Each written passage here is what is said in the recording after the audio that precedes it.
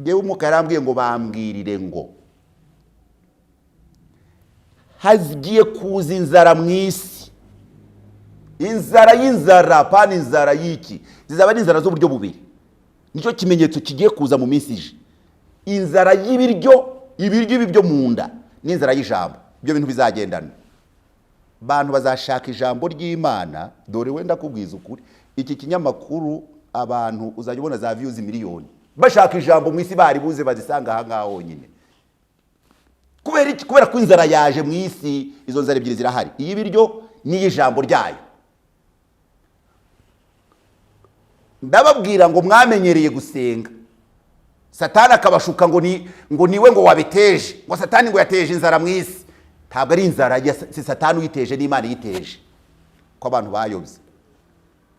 Ngo bana ngo dutabare, ngo covid ngo ni Satani. Ntabwo ari Imana y'ubwayo nize mu isi. N'inzara iraje mu isi biturutse ku Mana.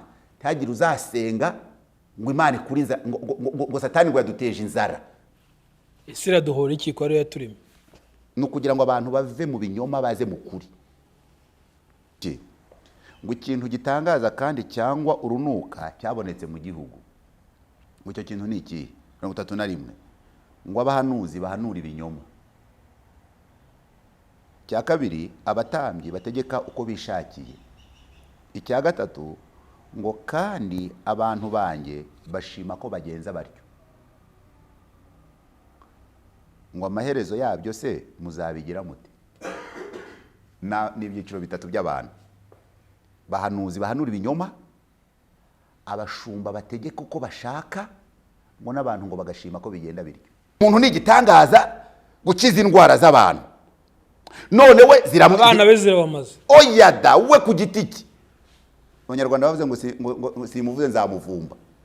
Ikakwica kandi wowe ukiza indwara. Buriya abantu ntabwo bakwiye gutekereza. Okay. Imana iri gukora ibintu mu isi kandi muri aspect zose z'ubuzima. Buriya kandi abantu babona ari ibintu bisanzwe, bakabona muri Kiba abantu bigaragambije, bakagira ngo muri Kiba bajya bigaragambya. Kiba ni communisme. Uyu mugeni utegurwa, hari ibintu byinshi akeneye gutegurwamo. Hari ibintu byinshi akeneye gutegurwamo. Yaje mu isi, indege z'isi yose zahagaze, amato yahagaze, ekonomi y'isi yaguye, kubera ko ubwenge bwabo Imana yavuze ngo nzabukoraho. Ubwo bwenge bwabo nibwo nzakoresha, babyisenyere. Bo babyisenyera atari njye ubisenye, nibwo nzakoresha. Abantu bati c'est normal, ibintu bisanzwe. Ngo indwara ngo zahozeho. Indwara zahozeho kuva ryari? Uri kubivuga ushingiye kuyihe myaka? Yesu yahishuwe ryari? Ku mperuka y'ibihe. Umuntu hote ngo no mu 1200. Ibimenyetso by'ibihe. Ariko murabaswa kwere. Kubera ko ngo muri 600 ngo hadutse ngo ubushita. Simvuze ubwo ni nta precision mfite, ariko mba mbyumva mu biganiro. Ngo hadutse ubushita mu isi, ngo hadutse ibi nibi. Zica abantu benshi. Ngo zica abantu benshi, ngo baruta n'aba ngaba. Hanyuma se wowe uzi ko Yesu yaje ryari? Yaje ku mperuka y'ibihe. Noneho jya mbere yo kuza kwe. Ibya mbere byahanuraga kuza kwe, ibya nyuma bihanura kuza kwa kabiri. Iyi periode turimo yose byose biravuga ikintu kimwe. Biravuga ikintu kimwe. Roturu ya kabiri ya Kristo aje kwima ingoma.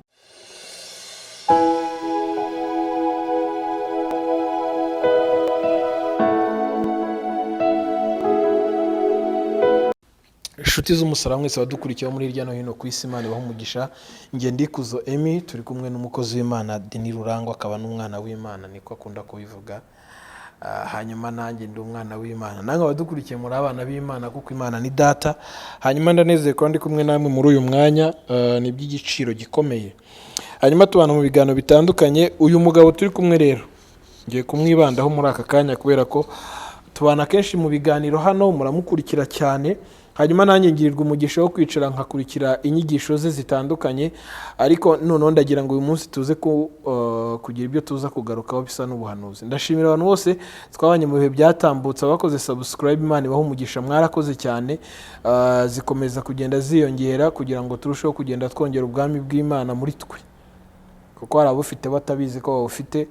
hanyuma batazi n'uburyo bashobora kwaguramo umurimo w'Imana. Ukore subscribe niba utarayikora aho mu nyuguti z'umutuku cyangwa se s'abonner ku bakoresha ururimi rw'igifaransa. Hanyuma inshuti zanjye, mwe mudukurikiye muri uyu mwanya niba mukunze ibiganiro mukore like ni nziza. Hanyuma kandi nanone usibye like, inkunga ikomeye no gusharinga ibi biganiro.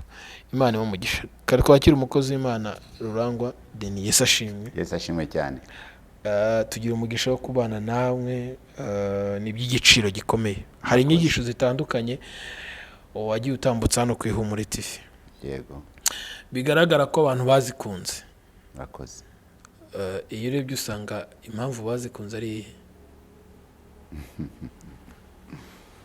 Nuko nyine resitora yiteka neza igira abakiriya. Nuko ari ijambo ry'ukuri, niyo mpamvu barikunda. Ntabwo uvuga ibyawe? Ntabwo mvuga ibyanjye, mvuga ibyo nahawe kuvuga. Naratumwe, mfite ubutumwa rero nahawe, bwo mbutanga uko buri. Niyo mpamvu ntabwo nca ku ruhande, sinza kuryoshya kugira gute, gusetsa abantu. Oya, igihe cyo gusetsa abantu cyarabaye. Ibyo rero ntabwo ari igihe cyo gusetsa abantu. Iki ni igihe cyo kubwira abantu ukuri, kugira ngo ukuri gukiza abantu. Yego, abakeneye ukuri barakumva kandi bagenda babohoka hirya no hino mu isi. Hanyuma nakwibaza ngo hari abantu benshi tuzi bagiye bashinga amatorero bagendeye ku ijambo runaka rimwe bakuye muri Bibiliya, bakarivanga n'ubuhanuzi cyangwa impano ubuhanuzi bafite.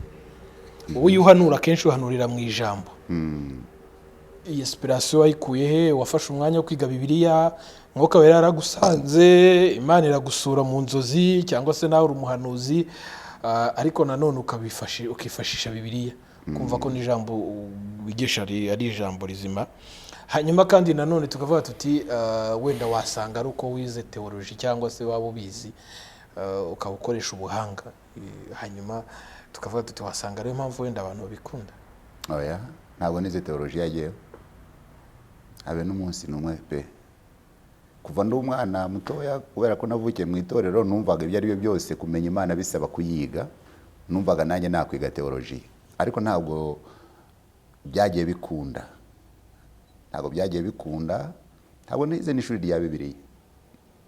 Ntabwo habe n'umunsi numwe. Nta na certificate runaka mfite ngo nakoze course y'amezi 3 cyangwa 6 mu bintu bya Bibiliya. Oya, n'Umwuka Wera wenyine wanyigishije mu buryo butandukanye. Mu busanzwe, mu buzima busanzwe, uri mature ko warize, uri umuntu intellectuel. Bavuga ko kuba umwuka yakwigisha bidahagije, utongeyeho bwa bumenyi abatwigisha baduha. Byari byo byose nize primaire imyaka 8, mu gihe twigaga imyaka 8. Nyarangiza mfite imyaka 14. Njya muri secondaire niga imyaka 6 ya secondaire, niga kwigisha, nize kwigisha buri yagewe muri secondaire mwarimu. Ayo mashuri ndayabika. Ndagenda njya muri kaminuza niga public administration cyangwa administration publique. Iby'imiyoborere ni administration ivanze na politique. Ibyo bintu lisanse ndayifata muri 2005. Arumva byari byo byose. Ntabwo gusoma Bibiliya ntabwo ari ibintu bya ibyo byose ubumenyi bw'ibanze ndabufite ku buryo kumva ntabwo byamvuna cyane. So rero hari n'abari ba pastoro cyangwa abandi bihaye Imana mu buryo butandukanye batagize n'amahirwe nkayo nagize yo kwiga ibyo byose. Rero ibyo byose narabyize kandi bakajya imbere y'abantu bakavuga bikarangira kandi abantu babakurikiye. Ubwo rero urumva ko jewe kuba nanyuze muri ibyo bintu byose, kwiga kugira gute, kubana n'abantu bo mu nzego zitandukanye, byari byose nashobora kumva nkanasesengura nkavuga nti iki ngiki si cyo, iki nicyo cyo banyigishije, ndumva kitarazanye igisubizo kuri jewe, ku buryo n'icyo Umwuka Wera yampishurira mu buryo bumwe n'ubundi nashobora kugisesengura nkakirebamo ikintu nkacyumva. Twakabaye tuvuga ngo tugiye kwinjira mu kintu kijyanye n'ubuhanuzi, ariko mbere yuko tujyayo gato, sindi buze kwinjira cyane mu bibazo abantu bajya bibaza muri comment cyangwa se wenda ku bantu muziranye bashobora kukwandikira. Hari feedback tujya tubona inyura inbox, abantu bakatuvugisha, ukabona ko benshi bakunze inyigisho zawe ariko zisa naho ziri complicated, zikomeye sibyo. Hanyuma hari umwe wigeze kwibaza aravuga ngo hari inyigisho wigeze gukora ni kimwe, ubwo mfashe commentaire imwe muri commentaire zose zatambutse, kuko hano ku Ihumure reka tubitandukanye n'ibindi binyamakuru. Yego. Turifuza ko umuntu uzajya ku Ihumure cyangwa uzasharinga Ihumure azavuga ati hariho amagambo y'ubwenge yakiza abantu, cyangwa se hari comment z'ikibazo twibajije gikomeye baragisubiza mu buryo kugira ngo tuvane abantu muri confusion. Hari aho bigeze kuvuga ngo Rahabu yari indaya na nani, tureke Rahabu, umugore Dawidi igeze kubenguka Batisheba muka Uriya ngo yari indaya. None umuntu aravuga ngo uraduvanze ngo uraducanze ngo ari indaya gute se ko ari kwiyogera? Yabwiwe nande ko atari indaya? Wowe wabwiwe nande ko yari indaya? We mbere yuko mbaza ngo ntiyari indaya, we yamenye ko atari yo, abibwiwe nande? Deni, ibuka ko dufite abantu benshi. Nyine ndabyumva ikibazo uri kumbaza, ndanacyumva cyane.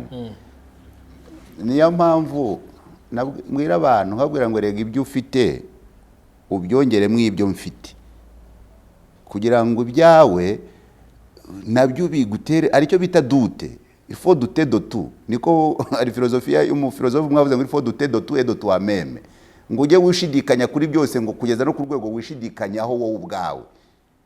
Buriya rero utazanye ubutumwa butuma umuntu ashidikanya ku byo yemera, ntabwo buri uriya muntu nyine ni uko abantu bameze.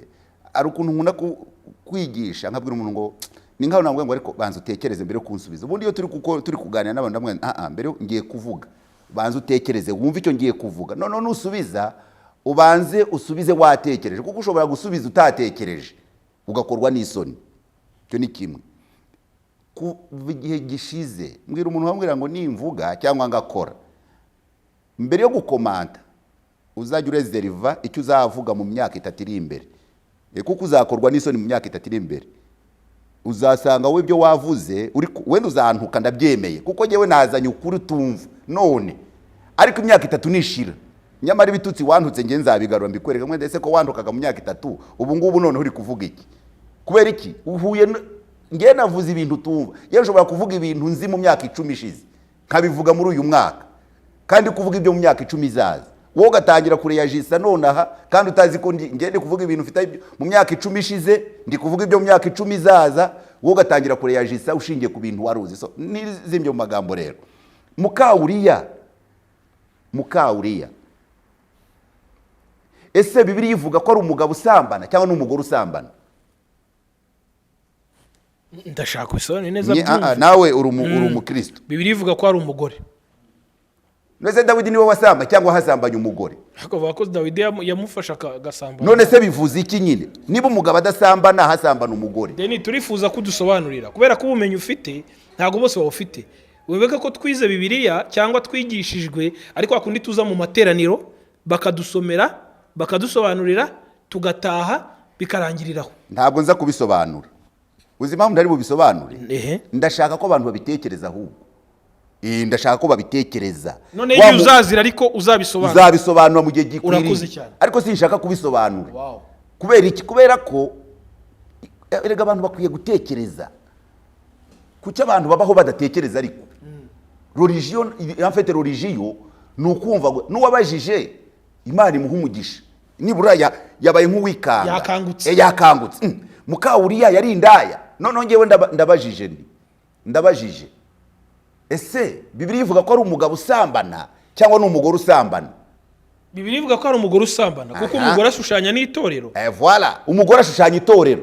None se niba umugore ashushanya itorero ko ari ryo risambana, none se ubwo Dawidi yagiye gusambana cyangwa umugore waje gusambana? Ariko umugore yategetswe n'umugabo kandi yari umwami, yagombaga kuza kubyemera. We afite umugabo. Wafite umugabo we. Yari kubyanga. Exactly. Ni yaza kuba ari mukuri mu mwuka, yari kubwira umwami akavuga ati please kirazira. Amategeko ni wowe uyahagarariye. Aya mategeko dore icyo avuga, ntugakora ibi. Kandi uzi yuko usambanye w'umugore bamutera amabuye. None wowe urambwira ngo ngewe dusambane? Niki cyatumye ura mugore yemera gusambana n'umwami? Bivuze iki kwanza? Abantu rero basoma ibyo bareba, bakavuga ibyo bishakiye.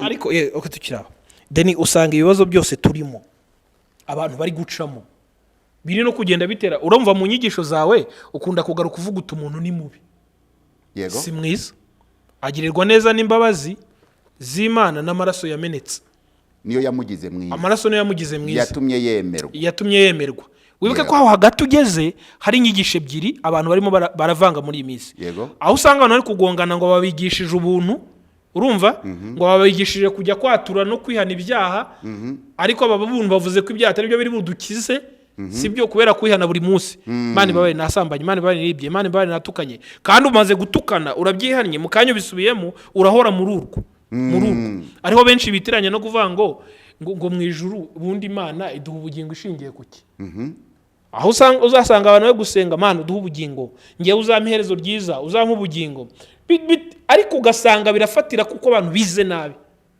abantu ntabwo turi bubakondane yego nibyo nshaka gusobanura abantu ntituri buze kubatera amabuye kubera ko niko bigishijwe papa yego tuvuge ngo uyu munsi habayeho nouvelle muri kunuvera cyangwa muri arofere turi muri arofere aribyo nshaka kudusobanurira kugira ngo tukure abantu muri confusion so umuntu uri gukurikira iki kiganiro avuga ati numvisha ikiganiro cyiza nshaka gukora ubushakashatsi reka ngufashe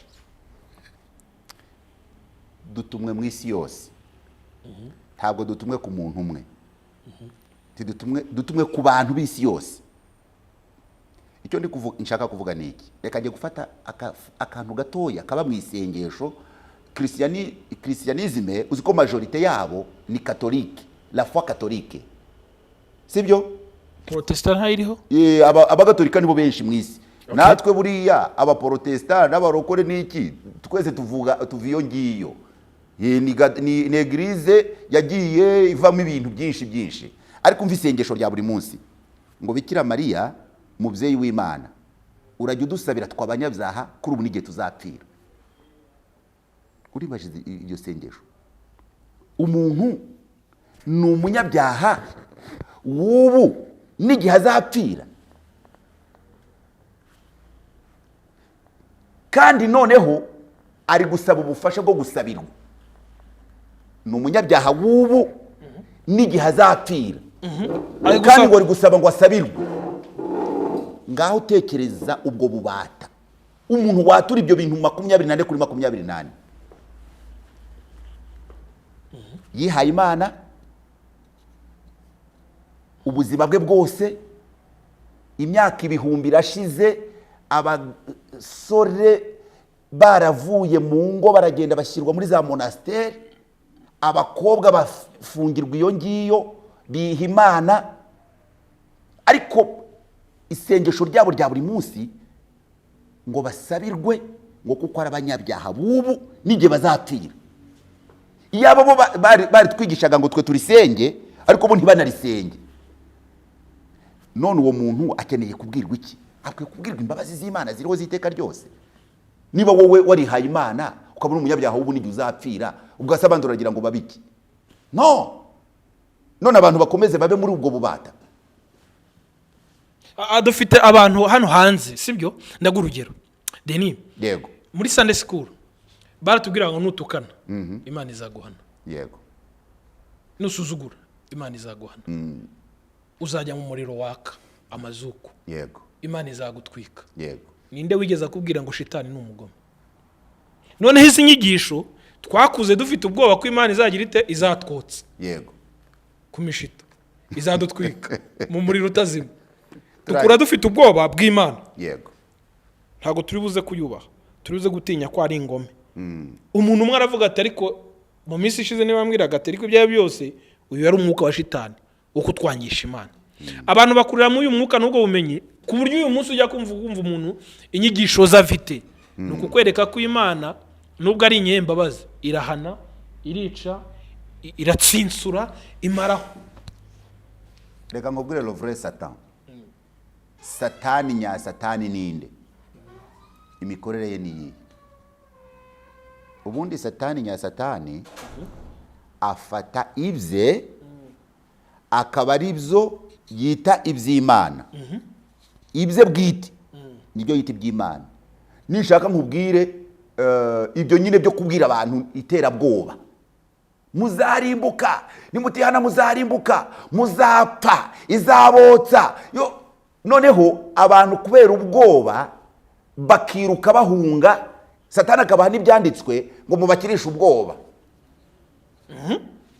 Ariko iyo umuntu ashize impumu ngo yibagirwe icyamwirukansaga rwose. Reka nguhe urugero. Uzarebe mu matorero menshi ya giprotestant cyangwa ya gikristo, jewe nifashaka mfatira urugero mu ryo navukiyemo. Umuntu avukira mu itorero, ufasha abantu 100 bavukiye mu itorero, ese barisaziyemo ni bangahe? Bagasaza bakiri committed mu byo bemejwe bakiri abana, bakaba ari abasaza. Mu bantu 100 ushobora gusanga harimo nk'abantu nka 3, 10, abandi bose byaragezaho ngo ko bakura nabyo bigakura, uko basaza nabyo bigasaza, bigapfa muri bo. Ahubwo ugasanga ni babi kuruta ba bandi baba hanze, ni babi baba mu nsengero, kubera iki ko ibyo babwiwe ntabwo bifite ubushobozi muri bo. Donc ni ibintu babwiwe ari abana barabikunda, bajya mu Sunday school bigishwa bene izo nyigisho z'ubwoba, mu rubyiruko barabwira ngo mwirinde ikibi n'igisa nacyo, okay, bimwe barabyirinda ibindi babishobora. Uko bakura bageze imbere mu, donc ubuzima buraba challenginga, bigeza baravuga ngo apo tunabivuyemo, bagahinduka abantu b'idini, bakaba babi kurusha abatarigeze babibamo. Niyo mpamvu ubugome ari bwinshi mu nsengero kuruta no hanze. Nose mu nsengero niho abantu hari abantu beza. No, idini kugeza ku rwego umuntu aruha akaburaho yabihungira. Deni, iki kiganiro kirakurikirwa n'abantu batari bake. Benshi, nimvuga benshi, suko wenda ari benshi nk'abandi bareba bya bindi bibasetsa gusa. Kuko ibi by'ubwenge usanga bireba bake. Sibyo? Ariko abo ni benshi. Bari mu nzego zitandukanye, bari mu migabane itandukanye, bari mu bice mu byiciro bitandukanye. Bakurikira iki kiganiro. None ahangaha iyo uhageze ugasobanura gutya, batangira kuvuga ngo utangiye kubwira abantu Imana y'inyembabazi, ariko ntubabwira Imana izahana. So ngo muvuga ubutumwa mbere yo kugera ku gisubizo ku kibazo nyamukuru ushaka kumbaza. Ariko bantu twabwiriye abantu imbabazi, kuki tukunda ibihano cyane? Jewe ntabwo Imana yantumye kubwira abantu ibihano, yantumye kubabwira imbabazi zayo n'urukundo rwayo. Yiza kubihana yari kuba yarabahannye. Kuko n'ubundi ntibabaye beza. Nose babaye beza, ubundi ni beza? Ntabwo ari beza. Ahubwo ikibazo nuko hari ubwiza umuntu yiremera muri we, agashaka ngo ubwo bwiza bwe aba ari bwo abandi baza kugura, kubera ko umuntu ikintu ari cyo. Umuntu ari orgueil ku rwego rwo hejuru. Ni umuntu afite kwibona muri we, azi ko ibyiza byose ari we bikwiriye. Uzabona abantu baba mu rupangu ari abantu 10 bakodeshamo bose. Umwe akabwira mugenzi we, akabwira abana be ngo ntuzajye kwa runaka ni babi batazakuroga. Nundi akabwira abana be ngo ntuzajye hari batazakuroga. Nundi ntuzajye batazakuroga. Abantu bose uko ari 10 bagaha abana baba makuru ngo ntibazajye kwa mu baturanyi babo ngo batabaroga. None nge nkakubaza ngo finaro maseko numva mwese muri abarozi bakwita umurozi, nawe ukamwita umurozi, nawe akamwita umurozi. Cercle y'abantu 10 mwese muri abarozi, ariko buri wese yizi ko ari mwiza. We yishyira muri position yuko ari we mwiza, ariko mugenzi wazi ko aroga.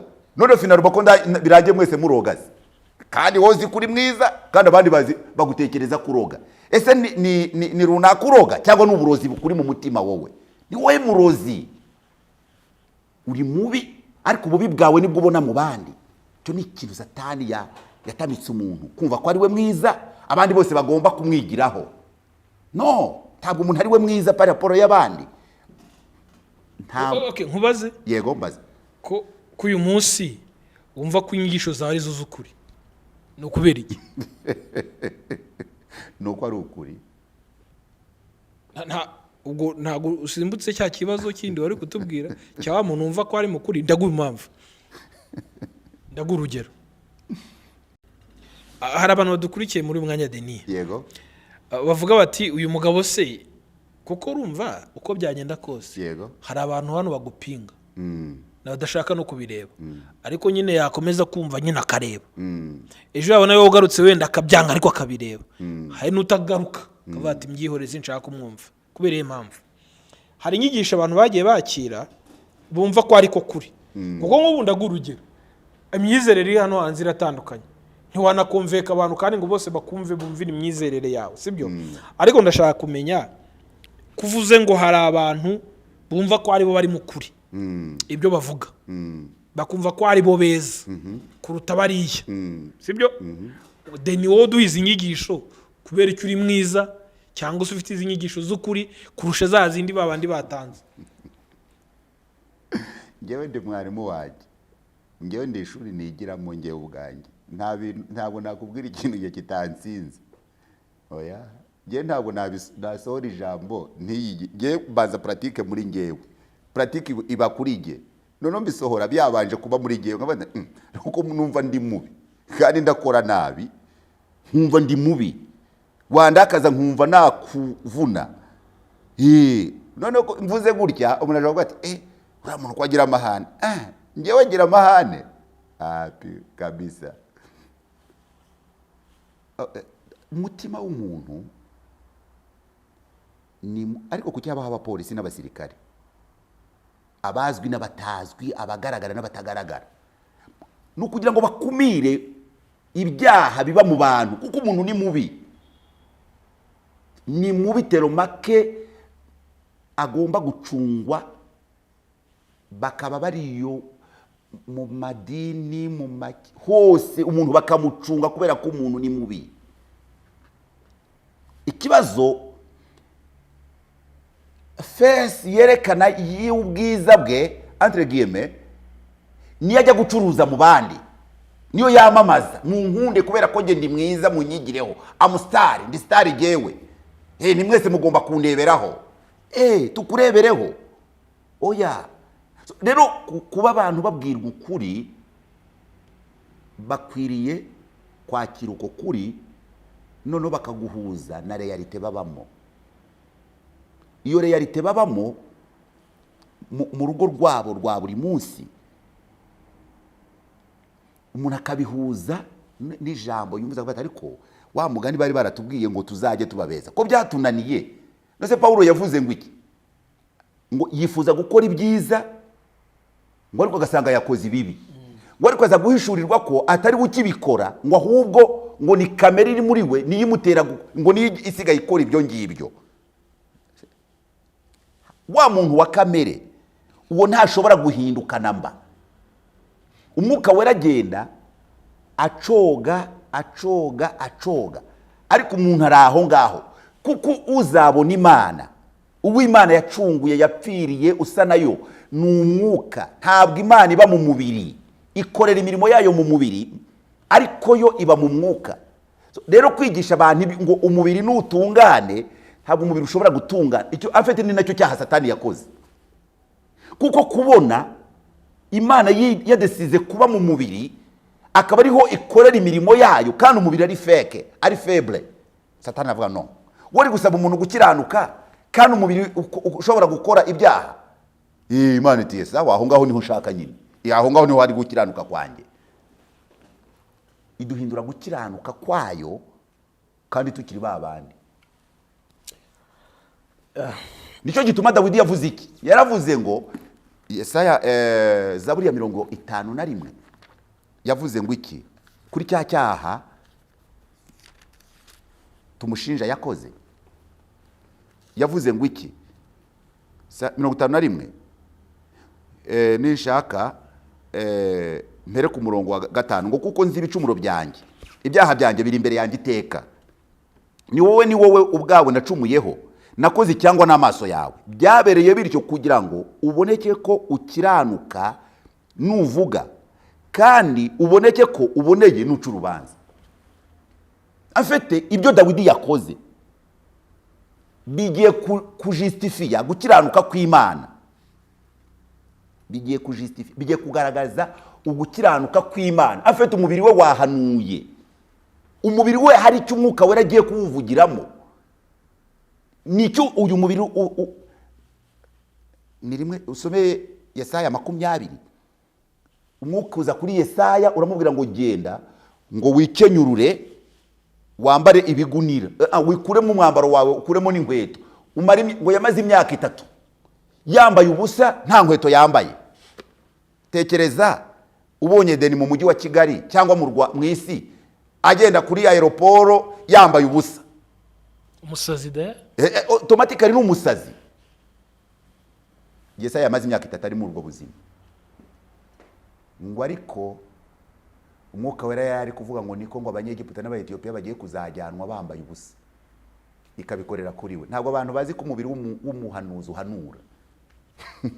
Ntabwo ibyo babizi. Okay, ugarutse ku buhanuzi n'undi niyo topic turiho, wenda turi buze kujya ku musozo ntitwitindaho uyu munsi ko tuzakora n'ibiganiro byinshi.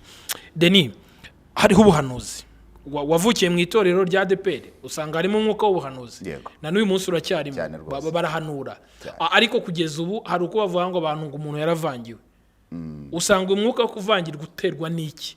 Kandi nanone bifatane n'iki kintu bavuga ngo abahanuriwe bakomeretse kubera ko bakomerekejwe n'ibyo bahanuriwe ntibisohore, cyangwa se habayeho gutanga igiciro, ikiguzi kugira ngo bamusengere. Yeremiya ibice 5 umurongo wa 30 uvuga ngo iki? Ngo ikintu gitangaza kandi cyangwa urunuka cyabonetse mu gihugu. Ngo icyo kintu ni iki? 31 ngo abahanuzi bahanura ibinyoma. Cya kabiri, abatambyi bategeka uko bishakiye. Icya gatatu, ngo kandi abantu banjye bashima ko bagenza batyo. Ngo amaherezo yabyo se muzabigira mute? Ni ibyiciro 3 by'abantu. Bahanuzi bahanura ibinyoma, abashumba bategeka uko bashaka, ngo n'abantu ngo bagashima ko bigenda bityo. Rero njye mbona abantu birwa bakondana aba bahanuzi, bagakondana abapasitoro, bo bakikuramo. Bose n'abantu bamwe, nta n'umuri shyashya. Bazigwiriza bigisha bahwanye n'irari ryabo, birwa batera amabuye ngo bampanuriye ibinyoma. Babiguhanuriye wowe ntiwabyumvise, niwe waje kugushaka cyangwa niwe wagiye kumushaka. Mu gihugu cyaduswemo n'iki? Ikintu gitangaza kandi cyangwa urunuka cyabonetse mu gihugu. Ngewe ndi kuri kamera ahangaha, isi yose irakurikiye. Ninjye subahamagara cyane nibo bampamagara. Nibo bampamagara, barampamagara se batambwira ibyabo. Kuki bashobora kublaminga uwavuze kandi aribo babaye agent causal, nibo ba provocateur? Nabo niko imitima yabo imeze. Uyu muhanuzi ari guhanura ibiri mu mitima y'abantu. Ibi barimo nibyo ari kubabwira, nibi barimo. Kuko uyu muhanuzi ayobowe, arayobowe, hari umwuka umuyobora. Umwuka umuyobora ni uyobora bariya. Noneho rero we ababwira ibihwanye n'irari ryabo, kubera ko bose badacometse kuri Kristo, bahanura iby'umubiri. Ari uhanurira umuntu iby'ubugingo buhoraho, ko bose bavuga ibiryo. Imana iguhaye ibiryo, nishaka ibiguhira amazi, ni wowe wenyine bihaye se. Imana se n'ibiryo bihuriye kurya no guhanurirwa se tugiye muri lockdown, abantu barashonje, noneho biraza kugenda gute? Bicare nyine hamwe ibarye bategereza Imana ibagaburire, cyangwa ibarye cyangwa leta zibagaburire. Si abaturage babo, ni abaturage b'igihugu, leta zirabagaburira. None zirabura kubagaburira se sababo. Ariko abantu bareke ibintu byo gutunga. Ninjye mwiza, umuntu aza mu rusengero cyangwa kuri uwo muhanuzi, uwo muhanuzi nyine w'ibiryo, mbita abahanuzi giye binda, bahanura ibijumba n'ibishyimbo. Ibishyimbo n'ibijumba, ibintu biri aho ngaho by'amafuti. Akaza akavuga ati nagiye ku mupfumu runaka. Izo cases zirahari nyinshi cyane. Avuga ngo ariko nguzi ko ibintu mbwiye ngo n'abapfumu ngo barabimbwiye. Yaje avuye mu bapfumu, ari kubalansinga. N'abapfumu bose barapfumura bose. Aruhanura, aruhanuza, bose umwuka n'umwe n'umwuka w'ubupfumu. niwo mwuka ubayoboye, ntabwo ari umwuka wera. Ntabwo umwuka wera aba muri ibyo ngibyo. Umwuka wera avuga iby'ubugingo buhoraho, ahereza umuntu ubuzima, noneho bwa buzima bukabyara imibereho. Naho ibindi byose uzabona, Satani ni gutanga amasezerano y'ibiryo. Amasezerano ya Satani ni ibiryo, ni ukwambara, ni ukutunga, ariko bikarangira umuntu agiye ikuzimu. Amasezerano ya Satani ni ugukiza indwara y'umubiri, indwara zigakira. Ariko Bibiliya avuga ngo muzasengera abarwayi bakire, muzabarambikaho ikiganza mu izina rya Yesu. Rya Yesu. None se kuba nakize, tuvuge nk'urugero, jyewe nari ndwaye kansa, uransengeye ndakize, none bibaye intandaro ahubwo yo gukoresha wa mubiri amahano. Nari ndwaye sida kubw'impamvu zitandukanye zatumye ndwara ngira iyo virisi, none ya ndwara imvuyemo, wa mubiri ahubwo ngiye kuwukoresha ibibi. Urumva uko gukira kugamije iki? Uko gukira kugamije guhesha Satani icyubahiro. Ntabwo Imana rero yakiza umuntu ugiye kwamamaza ubwami bwa Satani. Ariko Deni, icyaha kuri wowe ni iki? Icyaha ni ukutamenya Yesu no kutamwizera gusa, nicyo Bibiliya ivuga, nta kindi. Kutamenya Yesu no kutamwizera, icyo nicyo cyaha Bibiliya ivuga. Ibindi byose ni iby'abantu. None iyo tumaze kumwizera se dukomeze dukore ibyo twishakiye? Oya, si nuko Bibiliya ivuga. Bibiliya ivuga mu Baroma 6:1 ngo se ngo ubwo buntu gukora ngo ibyo twishakiye, gupfusha ubusa. Yabibwiraga abandi se ahubwo? Yabibwiraga bari bamaze kubusobanukirwa, ntabwo yabibwiye abatarabusobanukirwa. Icyo cyumvikane ngo ubuntu iryo jambo Paulo yavugaga, iryo jambo Paulo avuze abari kubwira ngo mbese ubwo buntu twabuhereye kubupfusha ubusa. Ari kubwira ababuhawe, ababwemeye bakabwizera. Ntabwo ari kubwira abatarabwizera. Ariko nibyo abatabwizera bo bari ande horo yabwo, kuko ubuntu ni Kristo. Ubuntu ni Imana mu muntu. Kandi kugira nk'ukunda, urumva ikintu kimwe, niyo ukoze byandi biti byaha, sibyo? Bino bita ibicumuro abantu bakora. Tureke no kuba umva ko wakoze, tureke no kuba wacumuye ku Mana. Wowe ubwawe wumva ufite umutima n'amahoro? Ntabwo. Erega ibyaha biraryana. Ariko uza abantu, no jewe mu gihe natangiriye kwamamaza inkuru y'amahoro, natangiriye kuri Radio Umucyo, indaya zikampamagara, Pastor ngwino dusengera ibyaha biratwishe. Ndi kubabwira urukundo rw'Imana n'imbabazi zayo, ariko ya neza y'Imana yo ikagenda ikamusanga iriya ari mu buraya. Yesu ubwo atigeze aciraho umuntu iteka. Ngenda za kuguciraho iteka narakuremye. Ese usambanye n'injye ubabara, iyo wibye n'injye ukubitwa. Abantu bafite ishyari mu mitima yabo, ukagira ngo Imana yabagize abacamanza. Ubona imitsi y'umutwe yareza umuntu ngo anywe inzoga. Ngo nihane ibyaha. Yuzi nyoye ndasinda se jewe. Si wowe ukubitwa, si wowe usenya urugo, si wowe ibibazo bibaho. Ariko uzareba abantu bakuru uburayi ukuntu basaza. None bari guhima Imana cyangwa bari kwihima? Bari kwihima, bari mu bihano ahubwo birenze ukwemera. Wowe urabagira dimwe n'urukundo umufitiye cyangwa ni ishyari? Mana urabizi ko twebwe tugusenga, twebwe twigomwe ibi nibi, umuntu yahirutse kuza umunsi umwe arambwira ngo Imana ngo izamuhunga umugabo yaragize nk'imyaka nka 40, ngo we ngo yaririnze, ngo Imana ngo izamuha umugabo ngo kubera ko ngo yirinze. Ngo yitwaye. Ndamuga ndi Paul masikini. Deni, reka nkureke. Wowe Imana izaguha umugabo ngo kubera ko wirinze? None se ko abantu bagenda bagakora ibyo mwita uburaya, akagenda agakuramo etage cyangwa kurira akajya muri Amerika, iyo ahuye na Yesu ya etage arayisubiza?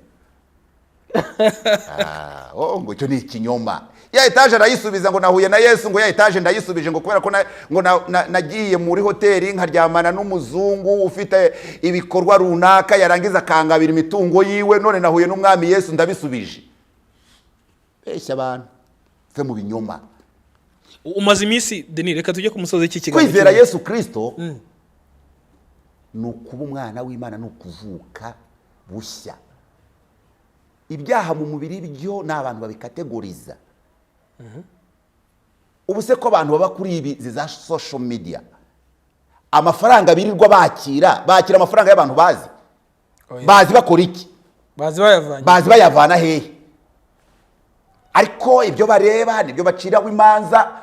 Nta muntu, abantu bareke guca imanza. Imana iri ku ntebe y'imbabazi, urubanza ruzacibwa na Yesu, kuko nanjye wajya kunshira imanza ashingiye ku byo ndatunganya, nta muntu wajya umpa n'amazi yo kunywa. Umaze iminsi uvuga ubutumwa buteguza umugeni, hanyuma harimo n'ubuhanuzi bwo kuba hari ukuntu Imana igiye kugirira neza abantu kandi batari beza. Iyo uvuze gutegura umugeni, ubwo butumwa n'ubwiki wabuhawe gute? Hanyuma uze kugana ku musozo tubwira. Ariko ubwo butumwa buri kiriya muri Bibiliya. Mateyo 24 yose, Mateyo 25, Yesu azagaruka bwa kabiri. Ntabwo azaza aje kwitamba, azaza aje atuzaniye agakiza kiteka. Yesu ntabwo yigeze yinjoyinga umurimo w'ubuntu yakoze ku musaraba. Yacunguye umuntu n'ibindi byaremwe byose, arangije aragenda. Ubu ari mu ijuru, agiye kugaruka bwa kabiri kugira ngo aze kwima ingoma nk'umwami w'abami, zategeka. Abantu ngo Yesu ngo azaza ngo twari itorero, ngo azagara mu kirere, ngo itorero ngo rigende, azaza ngo kwiba mugeni, ngo azaza kugira ngo azaza kwiba abantu mu isi. Aratinya ndetse abantu baraho bategereje ngo Yesu ngo azaza ngo nk'umujura aje kutwiba. Aratinya imbunda se, baramwisha arabazukana. Ariko niko yanditse, azaza nk'umujura. Ntabwo ari we wabyanditse. Si wabivuze se ngo iyo minsi zaba imeze nk'uko umujura gutungurana. Ntabwo yavuze ngo nzaza nk'umujura, kuko umujura ikimuzana no kwiba, no kwica, no kurimbura. Ngewe yarambwiye ngo uzabambwire ngo nzaza nk'umushyitsi. Bababwiye ko nzaza nk'umujura, ngenda gutumye muri iki gihe ubambwire ngo nzaza nk'umushyitsi. Kandi umushyitsi arateguza. Nicyo gituma rero nirirwa mvuga amanywa nijoro kugira ngo abantu bitegure. Ntabwo twe tuzatungurwa, dufite umwuka wera muri twebwe. Ntabwo umukwe yatungura umugeni, umwuka wera turamufite muri twebwe. Nicyo gituma turi kuvuga amanywa nijoro kugira ngo abantu bakanguke, n'ibimenyetso bikaza bisimburanwa kugira ngo bikangure abantu be kurangara. Umukwe rero araje, Yesu araje aje kwima ingoma izi systeme z'abantu mu isi, kuva kuri Adamu wa mbere kugeza ubu turi kuvugana. Ibyo bintu byose araje abihirike, haza ubundi bwami bushya. Kandi abantu bazarira, barire kubera ko bamenyereye. Hari ibyo bamenyereye nyine ya mirimo y'ijoro. Iyo umucyo niza batangira Satani avuga ati reka da. Ngewe umwuka yarambwiye ngo bambwirire ngo hagiye kuza inzara mu isi. Inzara pani inzara y'iki, zizaba ari inzara z'uburyo bubiri. Nicyo kimenyetso kigiye kuza mu minsi ije. Inzara y'ibiryo ibi byo mu nda, n'inzara y'ijambo. Ibyo bintu bizagendana. Bantu bazashaka ijambo ry'Imana. Dore wenda kubwiza ukuri, iki kinyamakuru abantu uzajya ubona za views miliyoni bashaka ijambo mu isi, bari buze bazisanga aha ngaho honyine. Kubera iki? Kubera ko inzara yaje mu isi. Izo nzara ebyiri zirahari, iy'ibiryo n'iy'ijambo ryayo. Ndababwira ngo mwamenyereye gusenga, Satani akabashuka ngo niwe ngo wabiteje, ngo Satani ngo yateje inzara mu isi. Ntabwo ari inzara ya Satani uyiteje, n'Imana yiteje. Ko abantu bayobye ngo bana ngo dutabare, ngo covid ngo ni Satani. Ntabwo ari Imana y'ubwayo nize mu isi. N'inzara iraje mu isi biturutse ku Mana. Ntihagire uzasenga ngo Imana ikuri inzara, ngo Satani ngo yaduteje inzara. Ese iraduhora iki ko ari yaturimo? Ni ukugira ngo abantu bave mu binyoma baze mu kuri. Abantu bave mu binyoma baze mu kuri. Bari barizeye ibinyoma. Noneho ubu se dufite cases mu isi. Umuntu ari gusenga ngo indwara zikira akanazikiza mu bantu, zarangiza zikamwica. Buri muntu ntabwo yakwiye gushyira question mark. Umuntu ni igitangaza gukiza indwara z'abantu, none we abana be zirabamaze. Oya da, we ku giti cye. Abanyarwanda bavuze ngo simuvuze nzamuvumba. Ikakwica kandi wowe ukiza indwara. buriya abantu ntabwo bakwiye gutekereza. Okay. Imana iri gukora ibintu mu isi kandi muri aspect zose z'ubuzima. Buriya kandi abantu babona ari ibintu bisanzwe, bakabona muri Cuba abantu bigaragambije bakagira ngo muri Cuba bajya bigaragambya. Cuba ni communisme. Narobwe ngo mu kwa karindwi hazaba ibibazo mu isi, abantu bati bizagenda bite? Muri Cuba ntibari kwigaragambya, muri Afrika y'Epfo ntibimeze gute? Ibintu mu isi desordre yayo udashobora no gutekereza wowe. Ibintu biti muri Cuba bakigaragambya kwa Fidel Castro, abantu bagira ngo ni ibintu normal. Ntabwo ari ibintu normal. Abantu bakagira ngo ni ibintu biri aho ngaho. No, ahubwo abantu bakanguke bakabona indwara yaje mu isi, indege z'isi yose zahagaze, amato yahagaze, ekonomi y'isi yaguye, kubera ko ubwenge bwabo Imana yavuze ngo nzabukoraho. Ubwo bwenge bwabo nibwo nzakoresha, babyisenyere bo, babyisenyere atari njye ubisenye, nibwo nzakoresha. Abantu bati c'est normal, ibintu bisanzwe. Ngo indwara ngo zahozeho, indwara zahozeho kuva ryari? Uri kubivuga ushingiye kuyihe myaka? Yesu yahishuwe ryari? Ku mperuka y'ibihe. Umuntu hote ngo no mu 1200 ibimenyetso by'ibihe, ariko murabaswa kweri, kubera ko ngo muri 600 ngo hadutse ngo ubushita. Simvuze ubwo ni nta precision mfite, ariko mba mbyumva mu biganiro ngo hadutse ubushita mu isi, ngo hadutse ibi nibi zica abantu benshi ngo baruta n'aba ngaba. Hanyuma se wowe uzi ko Yesu yaje ryari? Yaje ku mperuka y'ibihe. Noneho jya mbere yo kuza kwe, ibya mbere byahanuraga kuza kwe, ibya nyuma bihanura kuza kwa kabiri. Iyi periode turimo yose byose biravuga ikintu kimwe, biravuga ikintu kimwe. Roturu ya kabiri ya Kristo aje kwima ingoma. Abantu bakananirwa, abantu barananirwa, abantu bakaruha, umuntu agashakisha ibintu ariko bikarangira adafite amahoro. Isi iri muri competition. Okay, Beni, Imana igumugisha. Turagushimiye cyane, urakoze. Kwihumure TV mwese abadukurikiye, turimo turashakisha uburyo twabona ibintu bizima byakugira umuntu, bigatuma buri wese atekereza, akagira umwanya wo gutekereza, apana kureba bya bindi gusa bidusetsa amatiku. So ariko ibi bitume dutekereza cyane. So Imana igumugisha, urakoze cyane. Reka tukure kuruhuke kugira ngo utegure n'ibindi. Njya mbona ufite ibitabo byinshi, urandika, urategura, ufite ibintu byinshi byo kuduha. Inshamake y'ibiganiro ugiye gukora hano bitandukanye, kugira ngo tukure kutaye. Urakoze, Imana ibahe umugisha. Namwe turabashimiye kubera ko muri kugenda mwumva icyo Imana iri gukora, kandi ubutumwa bwiza bw'ubwami bw'Imana bugomba kubwirizwa amahanga yose kugira ngo Yesu Kristo agaruke, kuko Yesu araje, we ari ku bicu. Ntabwo ari kwirarira, hari kuba orgueil, hari no kuba self confident. Yewe rero ndi self confident kubera ko mfite ibihamya. Sinshobora kuvuga ngo Imana yavuze itavuze. Nakubwira ngo nanyuza handiga nyura hariya gutya. So rero nshobora ndadiserina nkavuga ntibi n'abantu babivuze, biriya ni Imana yabivuze, nanjye kivuganye nanjye nkabanza nkagishungura, nkavuga ngo nicyo cyangwa si cyo. Imana yo ntivuga ibitari byo, ariko muri ngewe nkabanza nkagira dute nanjye ubwanjye, kongera ngasobanuza, ibisobanuro bikaza. So rero abantu ntibagire ngo turiho kugira ngo dusakuze gusa, twebwe turiho kugira ngo dukangure abantu. So rero mukanguke, umwami ageze ku bicu. Imana ibahe umugisha. Nyine wari ugiye gusoza uvuga hari message ngiye umaze kumenya no guteguza umugeni. Ese hari izindi message uzakoramo benda abantu bazakurikira hano kwihumure? Byose bizaba bikubiye mu gutegura umugeni. Uyu mugeni utegurwa, hari ibintu byinshi akeneye gutegurwamo. Mbere na mbere, urebye inyigisho ntanga zikubiye mu bice bitatu. Ibyo nashakaga ni identity. Urinde, ndinde. Cya kabiri ni mission yande yanjye, umwana. Cya gatatu destiny. Uyu muntu uramujyana he?